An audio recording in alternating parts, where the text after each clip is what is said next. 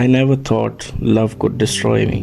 My name is Ethan, and a few years ago, I was just another college kid, chasing dreams in a small US town. Ambitious, full of energy, believing I had life figured out. I was studying graphic designing at a local university, and I love creating things that made people feel something. I guess that's ironic because soon I would lose touch with what feelings really meant. I met Lana in my first year. She wasn't just beautiful, she was the kind of a person who could walk into a room and make everything else fade. I didn't fall for her instantly, it was slow, natural, like she would always be part of my story. We would spend nights talking about dreams, traveling, making films, living free. I thought we were invincible. But life, it has a way of testing you when you least expect it. During my final semester, Lena's father passed away suddenly. She withdrew, quit, lost numb. I tried to be there for her, but the truth is, I didn't know how. I was too young, too scared to handle that kind of pain. That's when the nights changed. At first, it was just parties, just a few drinks to take the edge off. She said I joined in because that's what love does, right? It makes you believe you can handle anything together. But the drinks turned into pills, the pills into powder, and the laughter into silence. I didn't even notice when my grades slipped, when my friends stopped calling me, when my reflection became a stranger. I was addicted, not just to the drugs, but to the escape. Every time Lena cried, I used. Every time I used, she did too.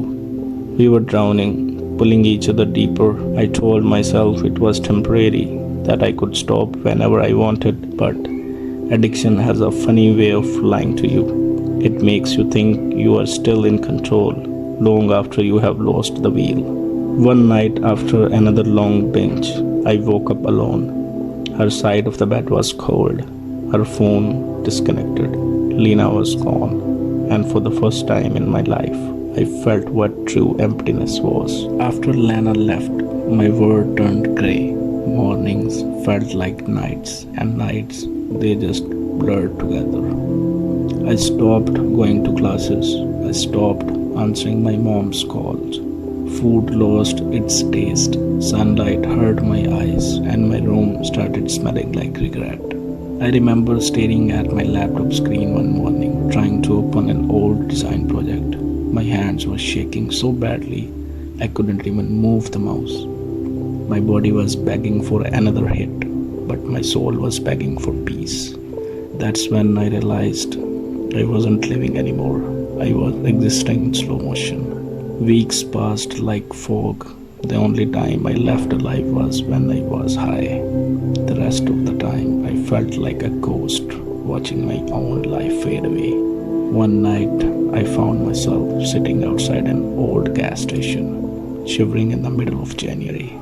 I had sold my headphones, my watch, even my sketchbook, just to buy one more dose. A man walked by, probably in its 50s, homeless, maybe an addict too. He looked at me and said, "You still got a choice, kid. Don't waste it like I did." Those words stuck to me like glue. For the first time in months, I heard something other than the noise in my head. That night, I went home, locked myself in the room, and stared at my reflection for hours. My eyes were hollow, my face pale. I barely recognized myself. I whispered to the mirror, "Ethan, what have you become?" And that's when it hit me. Lana didn't leave me because she stopped loving me. She left because she couldn't watch me destroy myself. I cried that night for the first time in years. I really cried. Not because I lost her, but because I had lost me. The next morning, I did something I never thought I would. I called my mom. When she picked up, she didn't yell. She didn't ask questions. She just said, "Come home, Ethan." Her voice broke something inside me. The last piece of pride that was keeping me trapped. The following week, I checked into a recovery center. It wasn't easy. The first few days felt like hell. My body screamed for the drugs. My mind raced with memories, and my heart just wanted to give up. But somewhere in that pain, I found a strange kind of clarity. The counselors didn't treat me like a failure, they treated me like a person who was still worth saving. I met others there too, people with stories worse than mine, people who had lost everything but were still fighting. Their courage lit a spark in me. I wasn't alone anymore. Recovery isn't a straight road. Some days I felt like I was climbing a mountain barefoot, slipping, bleeding, but still moving forward.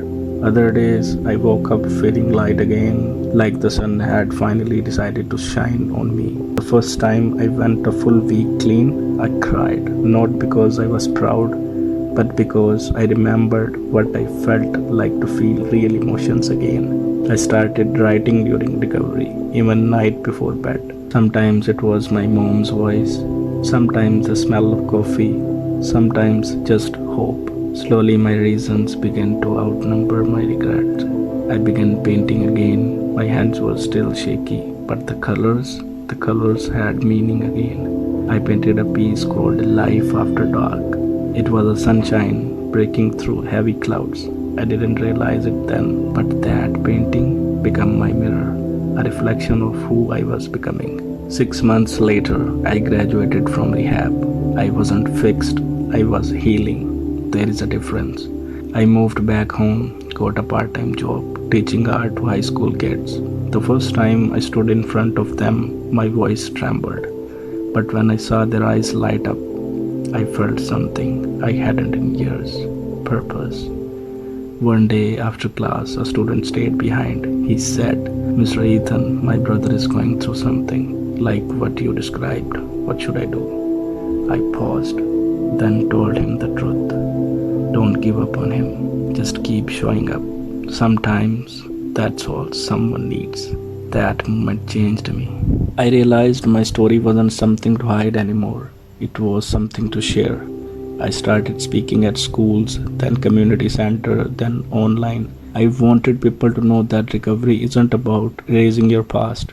It's about rewriting it. Lena reached out a year later. She was sober too.